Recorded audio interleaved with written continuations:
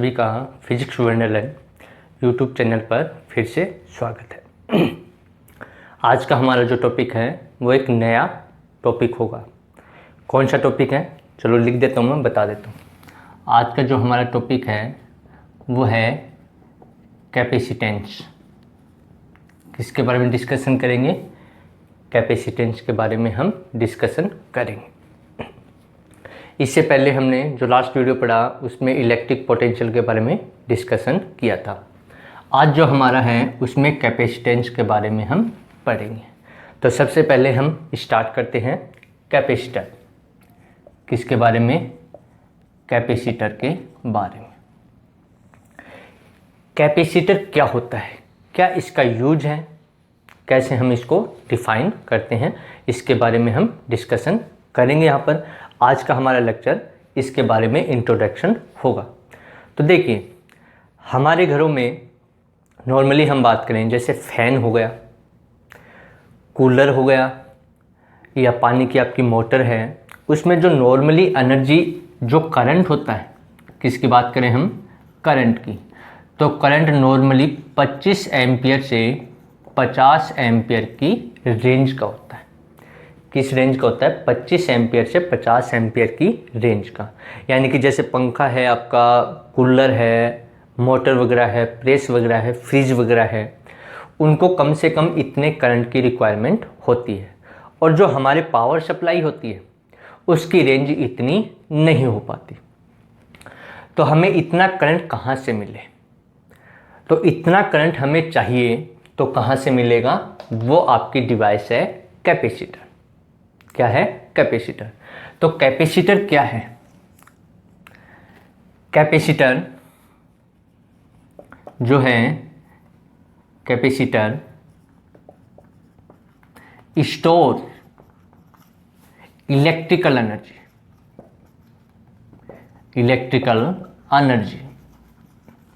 यानी कि जो कैपेसिटर होता है वो इलेक्ट्रिकल एनर्जी को क्या करता है? स्टोर करता है। पहले एनर्जी ले लेता है और फिर सडनली जिस डिवाइस को हमें एनर्जी देनी है उसको सडनली एनर्जी दे देता है। अब जो एनर्जी आपकी स्टोर कर रहा है वो किसकी फॉर्म में, वो कौन सी फॉर्म में करता है? तो capacitor storage electrical energy in form of charge. यानी कि चार्ज की फॉर्म में क्या करता है? आपका एनर्जी को स्टोर करता है। तो जो कैपेसिटर है उसका काम क्या है? जैसे पंखा आपका, आपने देखा होगा कि उसको आपके घर वाले बोलते भी होंगे कंडेंसर बोलते हैं। क्या बोलते हैं? कंडेंसर नाम देते हैं आपका। वो क्या आपका? कैपेसिटर होता है। क्या होता है? कैपेसिटर। ऐसा सिंबल आपका सिलेंड्रिकल आपका देखने को मिलता है। कैसे स्ट्रक्चर का मिलेगा? सिलेंड्रिकल स्ट्रक्चर का। जो फैन वगैरह में, कूलर वगैरह में, मोटर में लगा होता है, सिलेंड्रिकल कंडीशन का आपको देखने को मिलेगा आपका। तो जो कैपेसिटर होता है वो इलेक्ट्रिकल एनर्जी स्टोर करता है। किसकी फॉर्म में? चार्ज की फॉर्म में एनर्जी को स्टोर कर लेता है। अब आप कहोगे कि इतनी एनर्जी तो हमें नॉर्मली, तो यहाँ पर जो नॉर्मली एनर्जी हमें मिलती है, जो हम पावर सप्लाई लेते हैं घरों में, जो हमारी पावर सप्लाई होती है वो नॉर्मली 5 से 10 एम्पियर के ऑर्डर की होती है। बहुत ज़्यादा होती है, 5 से 10, लेकिन हमें इतनी चाहिए तो उसके लिए हम किसका यूज करते हैं? कैपेसिटर का यूज करते हैं। अब इसमें इलेक्ट्रिकल एनर्जी स्टोर होती है किसकी फॉर्म में? चार्ज की फॉर्म में। अब आप कहोगे कि सर जो सेल वगैरह होते हैं क्या होते हैं? बैटरी होती है आपकी, बैटरी होती है, या फिर हम कहें सेल वगैरह होते हैं, उसमें भी एनर्जी होती है। क्या होती है? एनर्जी। वो आपकी जो बैटरी है वो केमिकल एनर्जी को, कौन सी एनर्जी को? केमिकल एनर्जी को कन्वर्ट करती है किस में? इलेक्ट्रिकल एनर्जी में। इलेक्ट्रिकल एनर्जी के अंदर आपकी कन्वर्ट करती है। लेकिन बैटरी, जब हम सेल वाली बैटरी यूज करते हैं, जैसे घड़ी में आपकी बैटरी यूज होती है, तो उसके ऊपर हम देखते हैं उसकी जो रेंज होती है वो 1.5 एम्पियर, 2 एम्पियर इस ऑर्डर की होती है, जबकि हमें ये चाहिए आपका। तो वहाँ पर इस बैटरी का हमारे पास कोई यूटिलाइजेशन नहीं हो पाता है। ठीक है। तो यहाँ पर जो कैपेसिटर है उसका काम क्या है? पहले खुद एनर्जी स्टोर करता है। क्या करता है? पहले खुद एनर्जी स्टोर करेगा और जिस डिवाइस को एनर्जी चाहिए उसको सडनली एनर्जी दे देगा। किस ऑर्डर की? 25-50 इस एम्पियर के ऑर्डर की एनर्जी प्रोवाइड कर देता है। अब इसके अंदर होता क्या है हम डिस्कस करें कि कैपेसिटर में ऐसा क्या होता है। तो कैपेसिटर क्या होता है, कैपेसिटर इज ए कंडक्टर।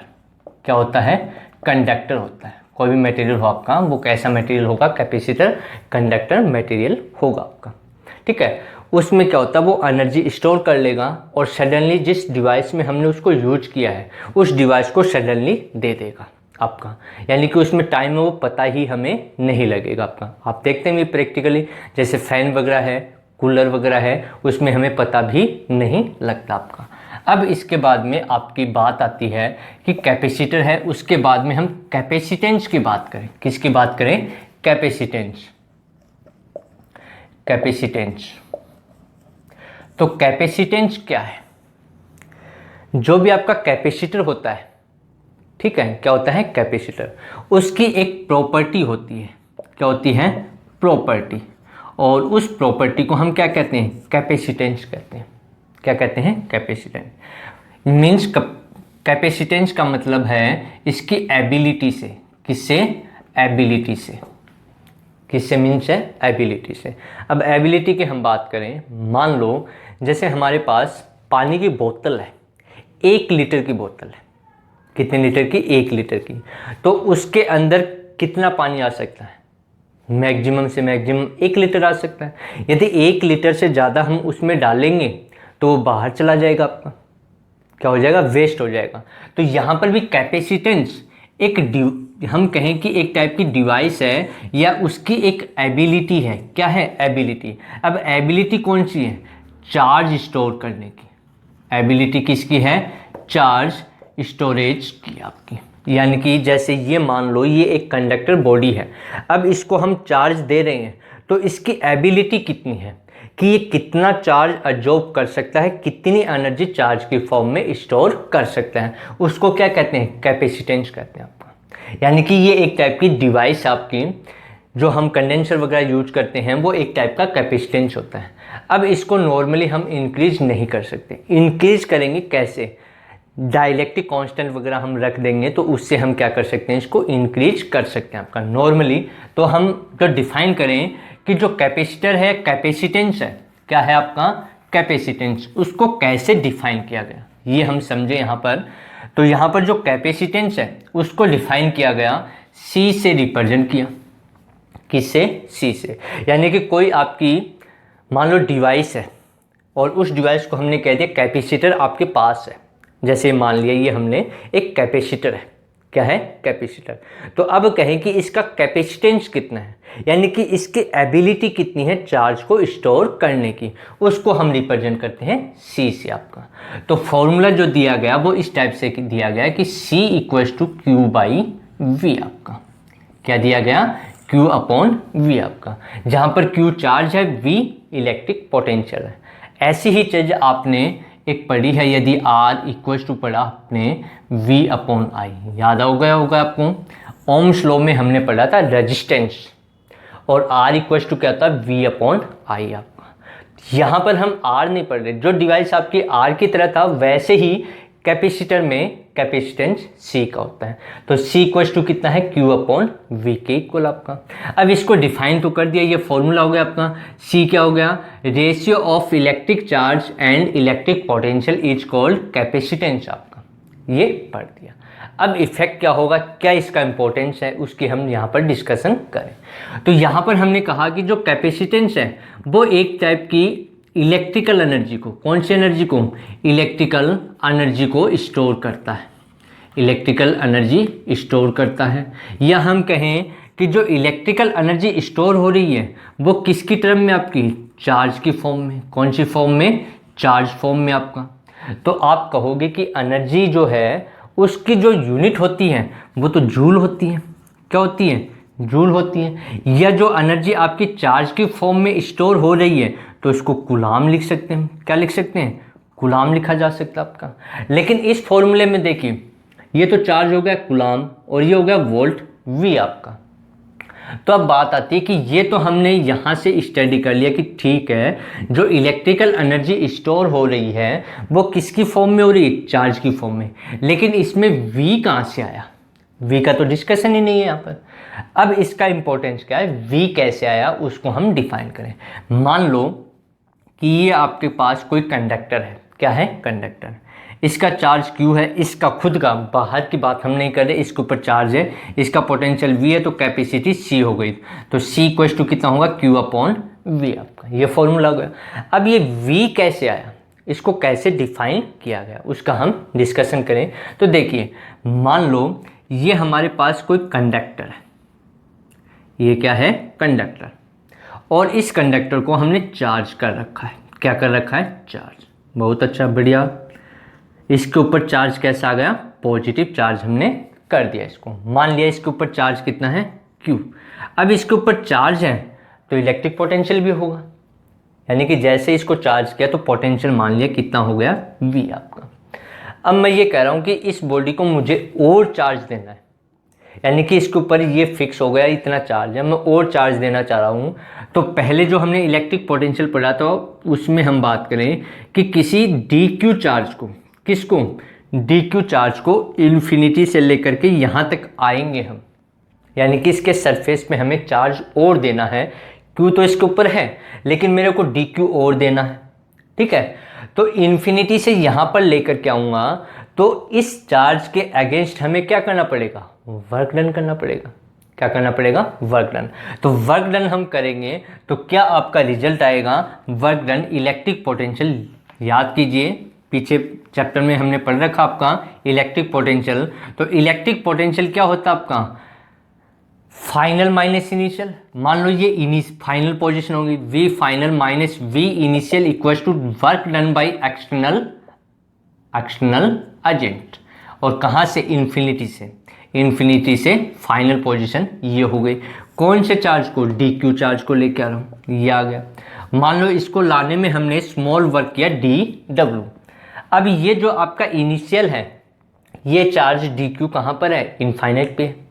तो यहाँ पर इन्फिनिटी में रख दूंगा तो V final minus V infinity equal हो जाएगा d external, dw external, infinity से फाइनल पोजीशन अपॉन dq। अच्छा, इन्फिनिटी के ऊपर पोटेंशियल डिफाइन कर रखा है, अजम कर रखा आपका, कितना कर रखा है, V इन्फिनिटी कितना होता है, 0।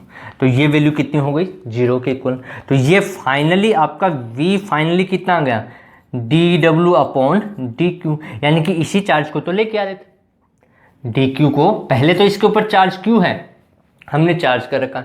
अब मैं ये कहूँ कि इसको और चार्ज दे रहा हूँ मैं, कितना चार्ज, dq।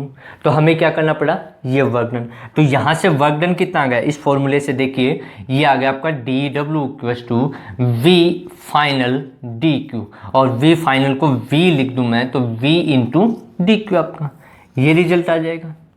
यहाँ तक क्लियर आपकी पिक्चर कि ये रिजल्ट हमारे पास आ गया कि जो आपका वर्क डन है इस चार्ज को लाने में यहाँ पर इसके सरफेस पे तो इतना वर्क डन करना पड़ेगा। तो इसका मीन्स क्या हुआ, इसका मीन्स ये हुआ कि जितना ज़्यादा पोटेंशियल होगा, यानी कि इस बॉडी का जितना ज़्यादा पोटेंशियल होगा उतना ही ज़्यादा हमें क्या करना पड़ेगा, वर्क डन करना पड़ेगा। क्या करना पड़ेगा, वर्क डन। यदि ये नहीं होता तो इसकी यूनिट हम जूल लिख देते हैं, लेकिन यहाँ पर V भी आ रहा है। तो यानी कि जो आपकी C है वो किसके ऊपर डिपेंड है, एक टाइप से आपकी V के ऊपर डिपेंड है। यानी कि जिस बॉडी को हमने चार्ज कर रखा है उसका पोटेंशियल है, और उस पोटेंशियल के कारण जब हम किसी चार्ज को लेके आएंगे तो वो पोटेंशियल V के ऊपर भी क्या करेगा, डिपेंड करेगा। इसीलिए इस फॉर्मूले में C इक्वल टू क्या है आपका, Q अपॉन V। इसलिए इसकी यूनिट ना तो हम जूल लिख सकते हैं और ना ही आपकी कूलाम लिख सकते हैं। तो क्या लिखा गया आपका, C equal to Q upon V आपका। तो यानी कि जो C है इनडायरेक्टली आपकी किसके ऊपर डिपेंड है, इलेक्ट्रिक पोटेंशियल V के ऊपर डिपेंड करती है। चलो यहाँ तक क्लियर आपका। क्यों, क्योंकि जो कैपेसिटर है या कैपेसिटेंस है उसकी जो हमने डेफिनेशन दी वो डेफिनेशन हमने क्या दी कि जो कैपेसिटेंस है वो इलेक्ट्रिकल एनर्जी स्टोर कर रहा है। क्या कर रहा है, इलेक्ट्रिकल एनर्जी स्टोर कर रहा है, और किसकी फॉर्म में, चार्ज की फॉर्म में। तो या तो एनर्जी है तो एनर्जी की यूनिट जूल होती है, और यदि चार्ज की बात करें तो कूलाम होती है, तो जूल या कूलाम होनी चाहिए। लेकिन यहाँ जो फॉर्मूला है उस फॉर्मूले के अकॉर्डिंग C इक्वल्स टू क्या आपका Q/V। तो यहाँ से है यदि हम इसकी यूनिट लिखना चाहें तो C इक्वल्स टू Q की यूनिट कूलाम होती है, सिंपल आपकी क्या होती है कूलाम, अपॉन V की यूनिट वोल्ट होती है, क्या होती है वोल्ट। तो कूलाम पर वोल्ट आपका। दूसरी यूनिट इसकी होती है फैरेड, क्या होती है फैरेड, जिसको F से रिप्रेजेंट करते हैं।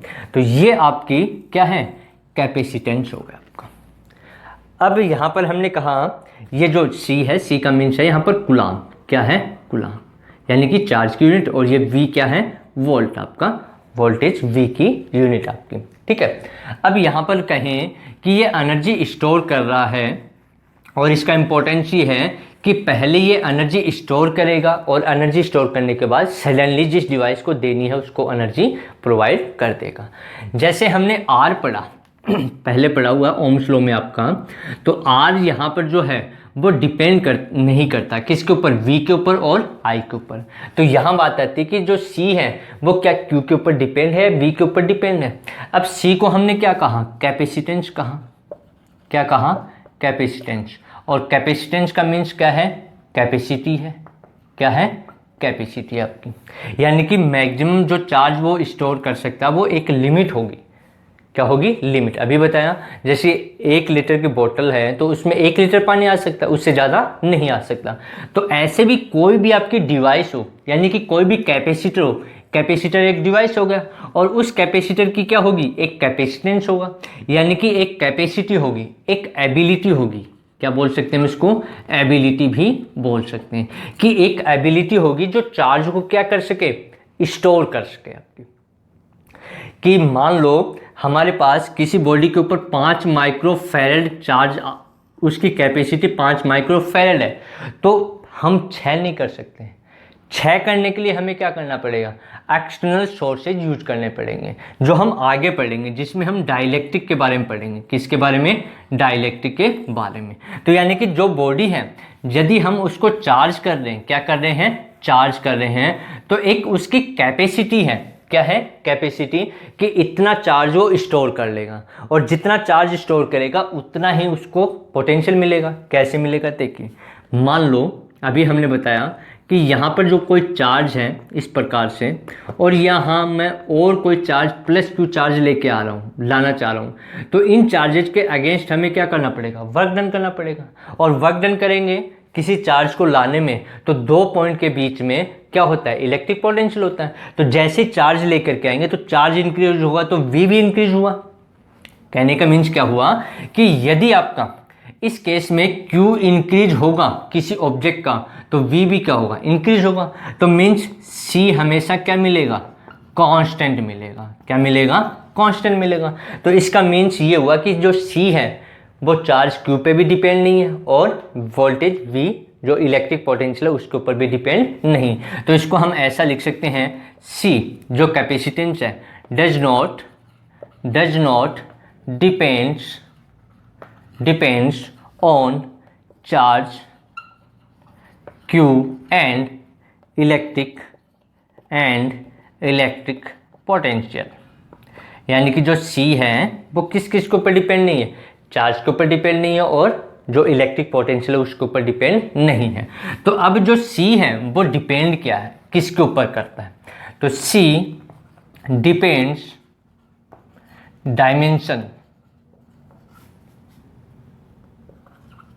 Dimension of object and medium. यानी कि डायमेंशन के ऊपर डिपेंड करेगा कि उसकी साइज कैसे है। मान लो एक तो ये साइज का आपका, ये एक ऐसे साइज का आपका इस प्रकार का, तो इसकी डायमेंशन चेंज होने से C चेंज हो जाएगा। दूसरा जो मीडियम है, मीडियम चेंज होने से भी क्या हो जाएगा आपका C की वैल्यू चेंज हो जाएगी अपनी। तो ये याद रखना आपका। अब मान लो सिंपल सी हम बात करें फील करने वाली, कि हम फील लेना चाह रहे हैं। मान लो कि हमें दे रखा है C की वैल्यू 2 फैरेड, कितनी दे रखी है 2 फैरेड। तो इसका मीन्स क्या है, इसका मीन्स ये है कि इस फॉर्मूले से हम लिखना चाहें तो C इक्वल हो गया 2 कूलाम अपॉन V, कितना होगा, C equals to 2 coulomb upon V। यानी कि इसका मीन्स ये हुआ कि यदि इस फॉर्मूले से हम निकालें तो C की वैल्यू कितनी होनी चाहिए, 2 के इक्वल। कितनी होनी चाहिए, 2 के इक्वल। तो यहाँ मैं 1 रख दूँ, क्या रख दूँ, तो ये कितना हो जाएगा, 2 फैरेड। कितना हो जाएगा, 2 फैरेड। तो ये मान के चलो, मानो ये कंडक्टर है, इसको मैंने 2 कूलम्ब चार्ज दिया। क्या दिया, 2 कूलम्ब चार्ज दिया। तो इसके ऊपर इलेक्ट्रिक पोटेंशियल कितना होगा, इसके ऊपर इलेक्ट्रिक पोटेंशियल 1 वोल्ट हो जाएगा। कितना हो जाएगा, 1 वोल्ट आपका। ये इसका मीन्स है। यदि मान लो मैं इसको यहाँ इस बॉडी को 4 कूलम्ब चार्ज, यानी कि 4 कूलम्ब चार्ज इसको हमने दे दिया, तो इसका जो इलेक्ट्रिक पोटेंशियल होगा वो कितना होगा, 2 वोल्ट हो जाएगा। कितना हो जाएगा, 2 वोल्ट। जिससे आपका रिजल्ट कितना हो जाएगा, C इक्वल्स टू हो जाएगा 4 कूलम्ब अपॉन 2 वोल्ट, यानी कि 2 फैरेड। यही हमें दे रखा था आपका। तो मीन्स जैसे हम चार्ज दे रहे हैं उसके अकॉर्डिंग पोटेंशियल आपका चेंज हो रहा है। तो यानी कि यहाँ पर देखिए इन दोनों का रेशियो क्या रहा आपका, सेम आ रहा है। यहाँ पर रेशियो आ रहा है वो 2 फैरेड के इक्वल आ रहा है, यहाँ पर जो रेशियो आ रहा है वो 2 फैरेड के। तो इन दोनों ही सिस्टम में जो C है वो क्या है, कांस्टेंट है। C क्या है, कांस्टेंट। इसीलिए इसको हम कहते हैं आपका कैपेसिटी। कोई भी आपकी डिवाइस होगी उसकी जो कैपेसिटी है वो फिक्स होगी, आपकी क्या होगी, कांस्टेंट होगी। या हम उसको एबिलिटी कहें। एबिलिटी का मीन्स क्या है कि उसको हम चार्ज दे रहे हैं, तो चार्ज की स्टोर करने की उसकी एबिलिटी है, कैपेसिटी है कि इतना ही चार्ज उस पर स्टोर हो सकता है, उससे ज़्यादा चार्ज नहीं आ पाएगा। तो ये डिफाइन किया गया कैपेसिटेंस को आपका। ठीक है, तो यूनिट क्या है इसकी, यूनिट फैरेड भी लिखते हैं या कूलम्ब पर वोल्ट भी आपका कहा जा सकता है। तो कैपेसिटेंस की जो डेफिनेशन है वो क्या है, charge per unit electric potential is called electric capacitance आपका। तो ये हमारा आज का लेक्चर था जिसमें हमने कैपेसिटर और कैपेसिटेंस के बारे में डिस्कशन किया। आगे हम इसका और अच्छे से एक्सप्लेनेशन करेंगे। आज तो इंट्रोडक्शन आपका, और कैसे इसका यूज किया जाता है, कैसे हम उसको डिफाइन करें कि जैसे यहाँ पर कहा गया आपका कि जो C है वो चार्ज Q और V के ऊपर क्या नहीं है, डिपेंड नहीं है। तो C किसके ऊपर डिपेंड है, कैसे आपका चेंजेज होगा, उसका हम डिस्कशन करेंगे। यदि आपको वीडियो अच्छा लगे तो लाइक कीजिए और शेयर कीजिए।